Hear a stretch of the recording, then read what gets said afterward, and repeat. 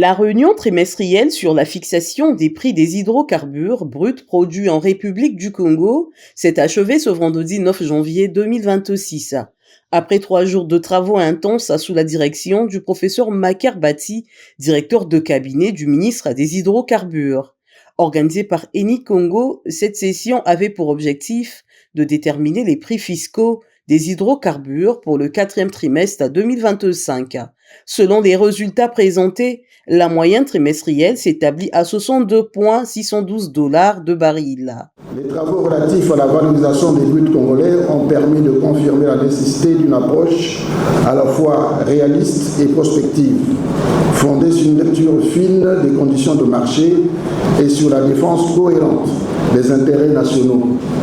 La moyenne pondérée des bruts congolais s'est établie à 62,612 dollars de baril, conformant ainsi la compétitivité et la robustesse de notre panier dans un environnement concurrentiel et volatile.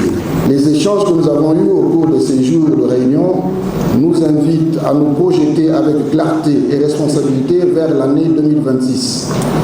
L'objectif qui se dessine pour la période à venir est celui de la consolidation durable de la base de production nationale, condition essentielle à la stabilité du secteur et à la prévisibilité de sa contribution à l'économie nationale.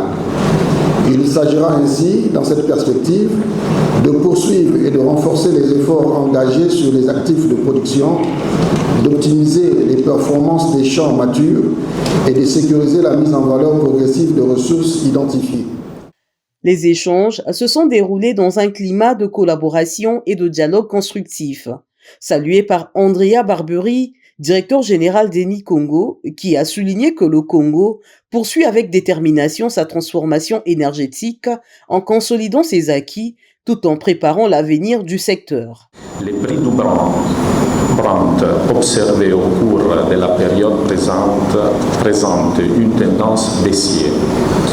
Et les prix fiscaux auxquels nous sommes parvenus, quoique reflétant cette tendance, permettent encore à notre secteur de conserver un minimum d'espoir quant aux investissements à réaliser. À ce stade, il convient de noter que la République du Congo est engagée dans une importante démarche de consolidation de sa transformation énergétique.